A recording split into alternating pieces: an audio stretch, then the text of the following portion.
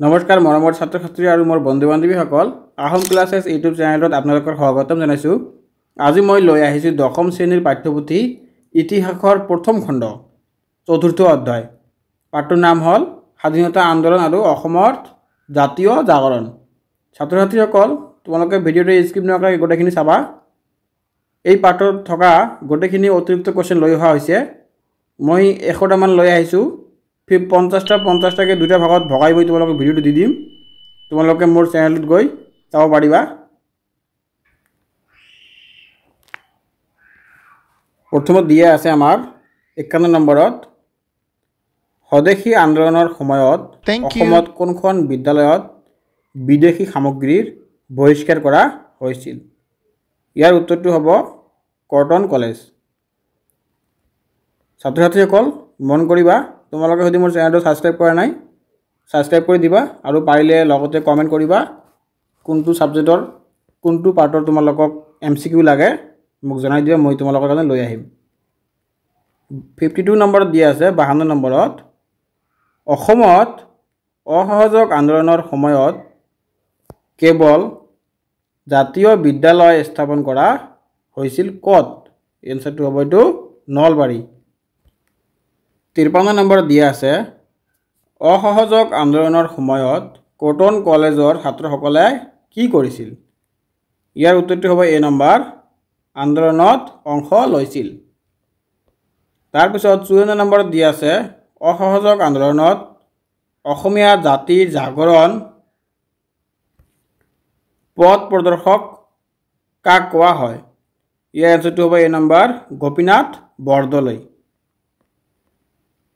তাৰপিছত আছে আমাৰ 55 নম্বৰত আইন অমান্য আন্দোলনৰ সময়ত মহিলাৰ অংশগ্ৰহণ আছিল মংগলা দেৱী নাগ। 56 নম্বৰ মানে 96 নম্বৰত আছে আইন অমান্য আন্দোলনৰ সময়ত গোপীনাথ বৰদলৈক কিমান বছৰৰ কাৰাদণ্ড দিছিল? ইয়াৰ উত্তৰটো হ'ব 1.5 বছৰ 1.5 বছৰ। 57 নম্বৰত দি আছে 57 নম্বৰত অসমত লবণ আন্দোলন অনুষ্ঠিত হৈছিল ক'ত? এতিয়া এনচাৰটো হ'ব গুৱাহাটীত। তাৰপিছত আছে আমাৰ 58 নম্বৰত আছে ভাৰত ত্যাগ আন্দোলন আৰম্ভ হৈছিল কোনজনৰ আহ্বানত? এনচাৰটো হ'ব মহাত্মা গান্ধী। তাৰপিছত 59 নম্বৰ ভাৰত ত্যাগ আন্দোলনৰ সময়ত অসমত কোনে সশস্ত্ৰ প্ৰতিবাদ আগবঢ়াইছিল? ইয়াৰ এনচাৰটো হ'ব এ নম্বৰ, অম্বিকা গিৰি। তাৰপিছত আমাৰ 60 নম্বৰত দিয়া আছে ভাৰত ত্যাগ আন্দোলনৰ সময়ত অসমত প্ৰতিবাদৰ মুখ্য স্থান কোন আছিল? ইয়াৰ এনচাৰটো হ'ব গুৱাহাটীৰ ফেঞ্চি বজাৰ। তাৰপিছত 61 নম্বৰত দিয়া আছে গোপীনাথ বৰদলৈৰ প্ৰথম মন্ত্ৰীসভা কোন বছৰত ভাঙি যায়? ইয়াৰ এনচাৰটো হ'ব 1939 চনত। তাৰপিছত 62 নম্বৰত দিয়া আছে গোপীনাথ বৰদলৈক কোন উপাধি দিয়া হয়? ইয়াৰ উত্তৰটো হ'ব অসমৰ জৱাহৰলাল উপাধি দিয়া হৈছিল। 63 নম্বৰত দিয়া আছে গোপীনাথ বৰদলৈৰ মন্ত্ৰীসভাই কি কাৰ্য আৰম্ভ কৰিছিল? ইয়াৰ উত্তৰটো হ'ব শিক্ষা আৰু কৃষ্টি বিকাশ।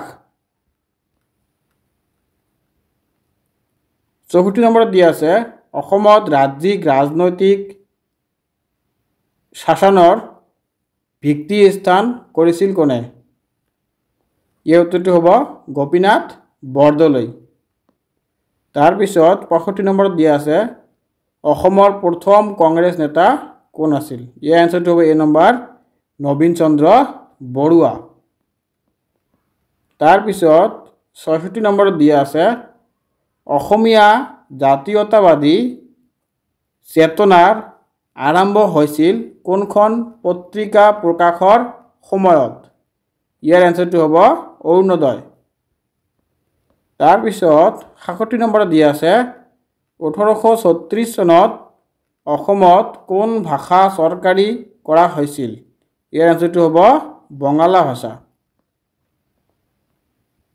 68 নম্বৰত দিয়া আছে 1873 চনত অসমত পুনৰ কোন ভাষা চৰকাৰী ভাষা হিচাপে মান্য কৰা হয়?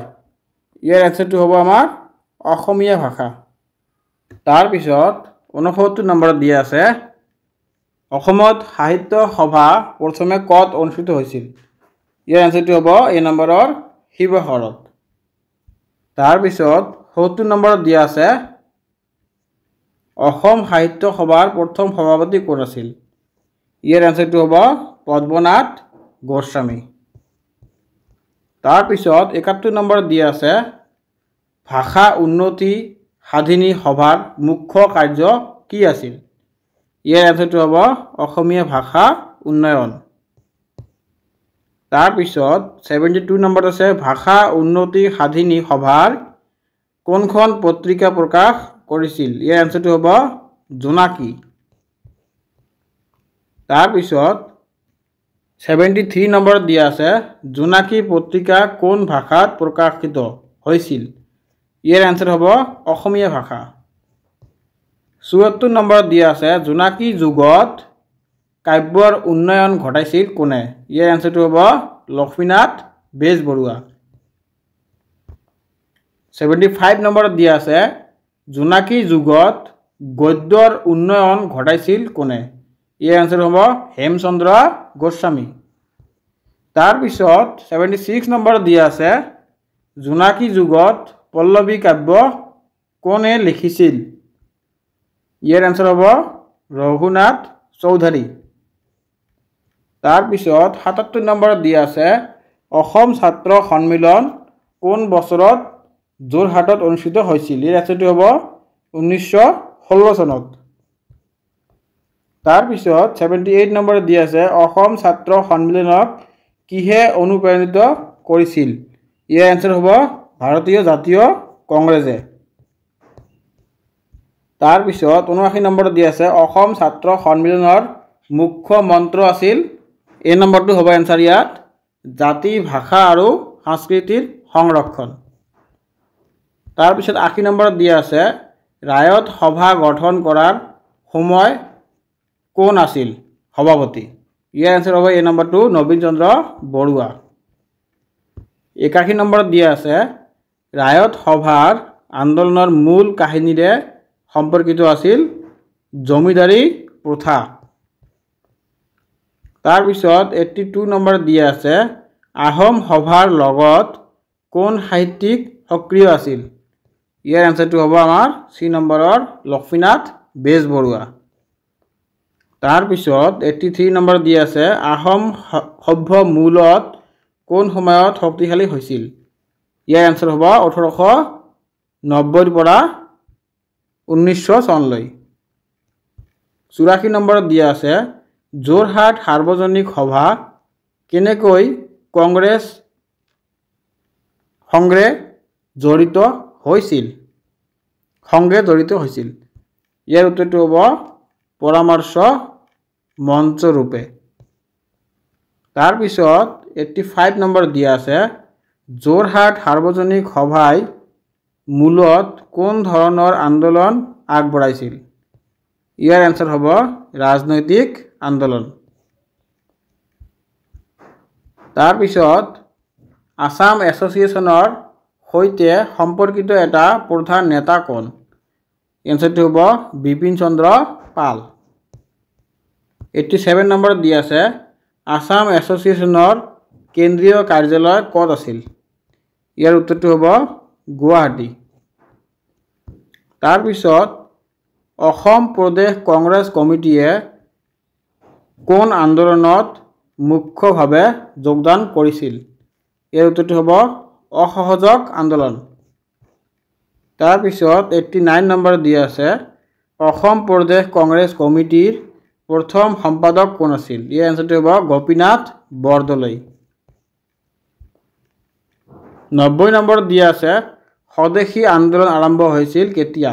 ইয়াৰ উত্তৰটো হ'ব 1905 চনত। 91 নম্বৰত দিয়া আছে স্বদেশী আন্দোলনত অসমীয়া লোকক অনুপ্ৰাণিত কৰিছিল কোন? ইয়াৰ এনসাৰটো হ'ব চন্দ্ৰনাথ শৰ্মাই। তাৰপিছত 92 নম্বৰত দি আছে স্বদেশী আন্দোলনত কোনে অসমীয়া নাটক লিখিছিল? ইয়াৰ এনচাৰটো হ'ব চন্দ্ৰনাথ শৰ্মা। 93 নম্বৰত দি আছে অসহযোগ আন্দোলনৰ সময়ত অসমত কিমান ছাত্ৰই বিদ্যালয় কলেজ ত্যাগ কৰিছিল? ইয়াৰ এনচাৰটো হ'ব 100তকৈ অধিক।